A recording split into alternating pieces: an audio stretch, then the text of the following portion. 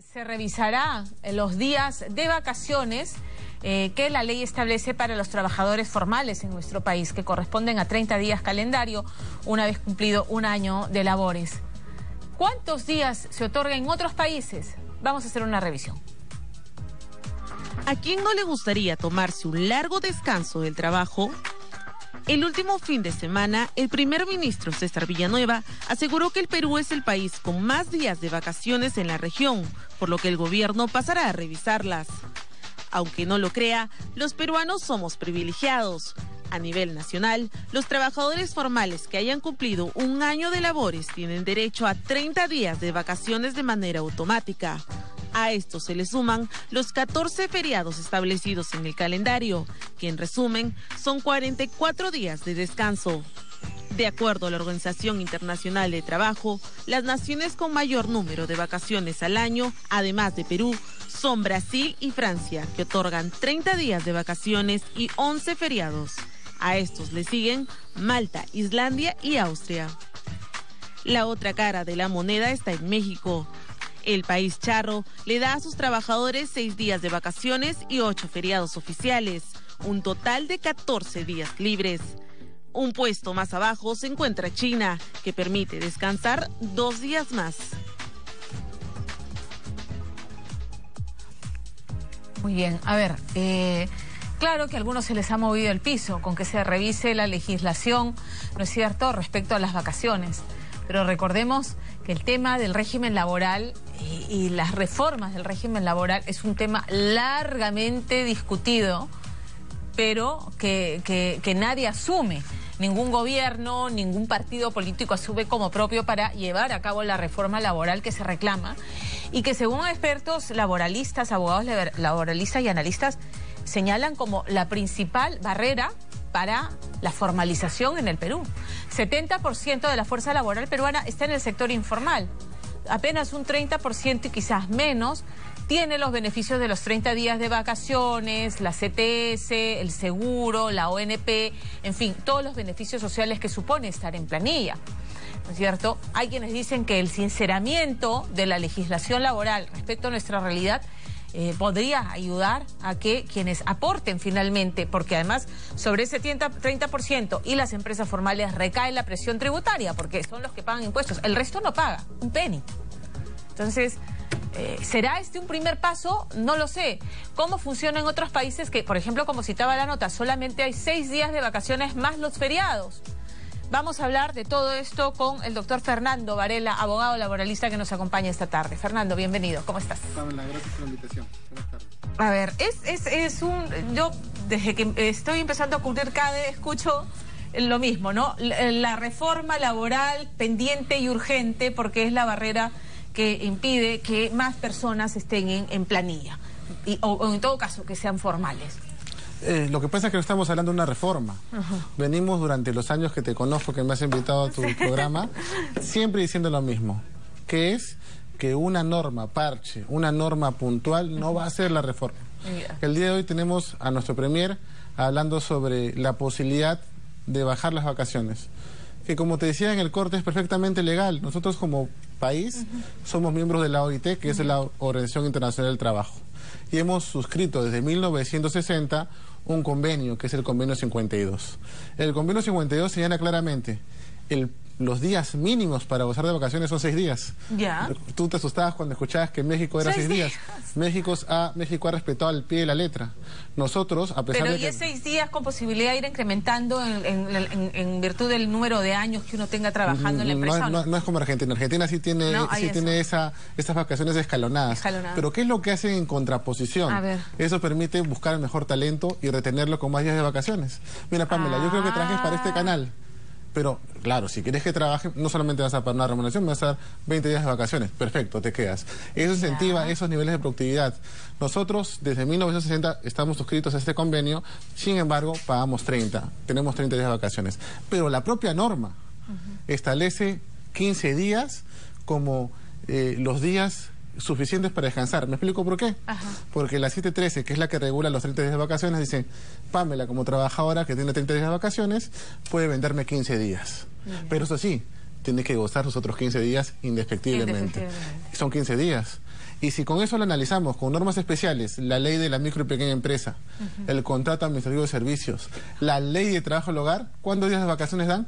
15 días de vacaciones. Claro. Entonces, sí hay un número de días que nuestro país, de repente, no expresamente, sino tácitamente, ha señalado que es el mínimo que nosotros podemos sostener para dar de vacaciones. Y me imagino que el Premier se dirige a eso, a decir, no voy a bajar a 6.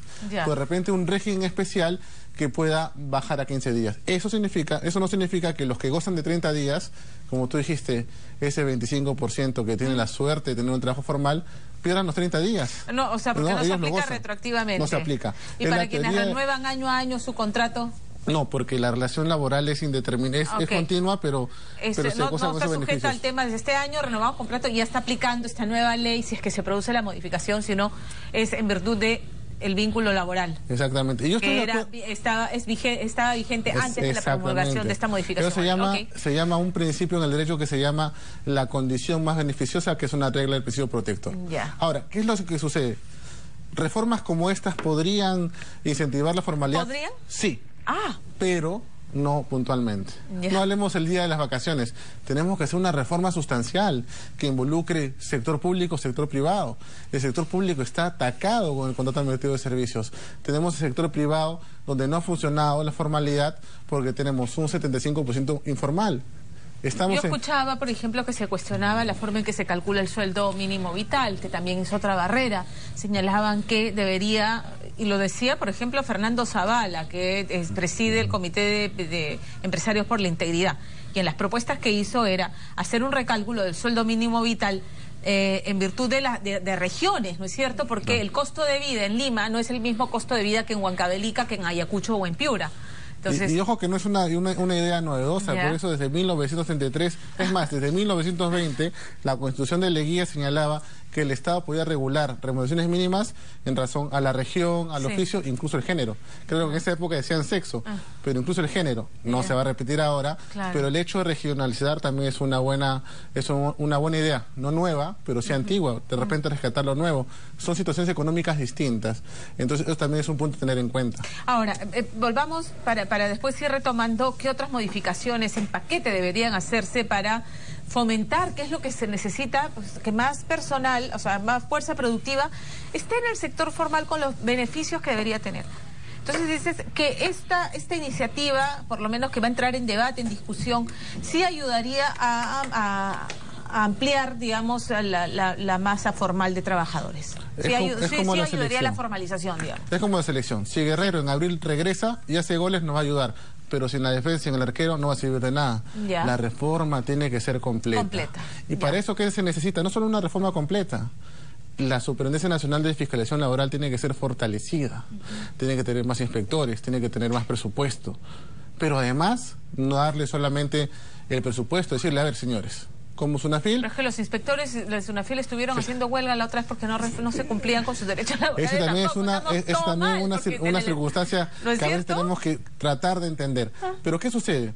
Pero decirle a la SUNAFIL, a ver, política de Estado, durante 10 años has fiscalizado el formal y te has olvidado del informal. Recuerda que hace 3 semanas el ministro de Trabajo en una revista muy importante de Economía dijo, sabemos que existe informalidad, pero no podemos fiscalizarla y nos vamos a dedicar a seguir fiscalizando formal. Bien injusto, ¿no es cierto? Es hacerlo más sencillo. Entonces, esta política... ¿Y qué le impide no fiscalizar a los informales? Eso tiene que haber una decisión política. Y para eso decirle, 10 años, señores, 10 años va a ser el 70% de nuestras fiscalizaciones dirigido al informal. Hoy, en Navidad, siempre te digo esto, te vas a acordar, un puesto en Gamarra, un puesto así fijo en Gamarra, un container de esos que tienen en el Callao, lo pones, lo habilitas como si fuera una oficina. ¿Y qué podríamos hacer luchando contra la informalidad en esta época del año? Imagínate eso, si nos vamos a El Salvador. Pero es necesario esa política. Y adicionalmente, reformas legales, reformas constitucionales, pero tenemos que sentarnos a trabajar. Hoy, y me alejo, siempre te hablo del tema jurídicos, hoy creo que no va a ser posible esa conversación, porque políticamente hablando... No están las circunstancias dadas para hacer esa reforma. Cuando se hable de esta reforma, va a haber un grupo golpeado que va a decir, no, es mi oportunidad de sintonizar con el pueblo, y van a tratar de boicotar esta reforma. Políticamente no es oportuno tampoco. No, es que nunca es, digamos... para la tribuna a un político nunca le va a convenir ponerse del lado de reformar y que va a significar recorte de ciertos derechos contemplados en la ley. Completamente de acuerdo. Hace un par de años, si nos poníamos serios, pudimos haber conversado muy bien y haber llegado de repente a unos acuerdos sobre reformas laborales. ¿Cuáles son las reformas más sensibles, que más callos va a pisar? En primer lugar, el tema del despido es importante. En el Perú es más fácil divorciarse que despedir a un trabajador. O sea, si yo me divorcio, me voy por la vía judicial, si yo me divorcio, me voy por municipalidad o me voy por notaría. Para despedir a un trabajador, yo tengo que hacer un trámite, me pide reposición, y eso hace que se valore el puesto. Y de hecho los reponen, además, porque hay jueces que dicen se repone y te imponen a un trabajador que no es productivo, que da la talla y te lo imponen. ¿Qué se valora? Se valora el puesto, no se valora la producción. Entonces no podemos tener esa dinámica que tienen otros países. Fíjate, nosotros tenemos 48 horas semanales, regulados por la Constitución. Hay países que tienen 64 horas, por ejemplo, que dedican todo el día a producir. 64 horas, ¿dónde es 64 semanales? Semanales? Corea, por ejemplo. Corea, wow. Pero nosotros no vamos a llegar a ese extremo, pero tenemos que entender que para crecer como país tenemos que hacer una reforma integral, es decir, que cuando hay este tipo de reformas les afecta a todos, incluso al Estado. El Estado es digamos, el mal contratador. Es el primero en incumplir, ya lo hemos dicho. Ahora, ¿se pagan muchos beneficios sociales? Exactamente. O sea, el tema de las 2 gratificaciones que son, por ejemplo, para los que están, o sea, no el sector doméstico, no las empleadas domésticas, que es medio sueldo, pero se paga un sueldo completo en julio, un sueldo completo en diciembre, más el tema de la ONP, el seguro de salud, todo eso. Yo en clases siempre hago este ejemplo cuando me hacen una pregunta como me la has hecho. Todos somos empleadores también, porque tenemos de repente una trabajadora del hogar o 2 trabajadores del hogar en nuestra casa. ¿Qué sucede si en el mes de diciembre es un día que por enfermedad de un pariente, porque no me ha pagado el empleador, no tengo capital, pero tengo que cumplir con mi trabajadora? Afecta económicamente, ¿no? Claro. No todas las empresas tienen la posibilidad de pagar gratificación en julio o en diciembre. Claro, ¿qué pasa si nosotros enganchamos esa obligación con la productividad y después también relacionarla con las utilidades de la empresa? Ese año hubo una utilidad, ya se está pagando también participación por utilidades, entonces ¿para qué gratificación? Entonces hay que hacer varias reformas. ¿Hay jurisprudencia? Me imagino que sí. ¿Nos podría citar algún caso donde, o sea, en todos los países del mundo se paga, por ejemplo, aguinaldo, gratificación, ¿no? La gratificación en nuestro país es una gratificación que tiene como antecedentes las negociaciones colectivas del 1970, cuando los grandes sindicatos se juntaban con los trabajadores y comenzaban a negociar. Me vas a pagar más, me vas a pagar bono por escolaridad y una gratificación en julio y en diciembre. ¿Por qué en julio? ¿Te acuerdas de la Feria del Hogar? Claro. El chico salía del colegio, tenemos que llevarlo a la Feria del Hogar. ¿Por qué en diciembre? La Navidad. Después, ese beneficio que era para empresas que negociaban con los sindicatos, o sea, que tenían la capacidad, claro, llegaron y lo positivizaron, es decir, todas las empresas están obligadas y no todas las empresas tienen un sustento económico. En otros casos entiendo que hay bonos por productividad. Exactamente. Más que deberíamos dedicarnos a incentivar la productividad. ¿Eres más productivo? Te gratifico. Por ejemplo, ese mismo ejemplo que te dije sobre las vacaciones. Al tener 6 días de vacaciones, el trabajador que se coloque negocia. Tú quieres mi talento, te lo doy, pero mi talento no significa 6 días de vacaciones, mi talento significa 30 días, o de repente 10 días en febrero, que es mi aniversario, y en octubre, que es, no sé, una fiesta de uno familiar muy importante. Eso es lo que se hace. Y actualmente lo que vemos es una especie de lucha de poderes. Tenemos al ministro de Trabajo, que tiene una posición, y tenemos al ministro de Economía, que tiene otra, y que con esa posición refrendada por el presidente, lo que está diciéndole es: ¿ya te estás yendo? Pero no lo hace.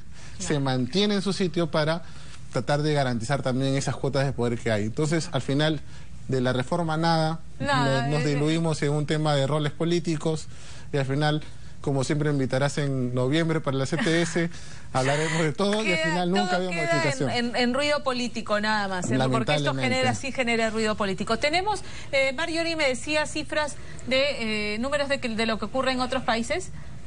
A ver, podemos... bueno, hay otra pregunta que hemos puesto en ATV Play, esta es la segunda, me encanta usar esta herramienta. ¿Está de acuerdo con la propuesta del gobierno de reducir vacaciones a los trabajadores y tiene alternativas con emoticones? Me gusta, me encanta, me sorprende, me molesta, no, la última me entristece. Ok, sí, ahí está el emoticón llorando. Esa es una pregunta, está muy intuitivo, además, entre y vote.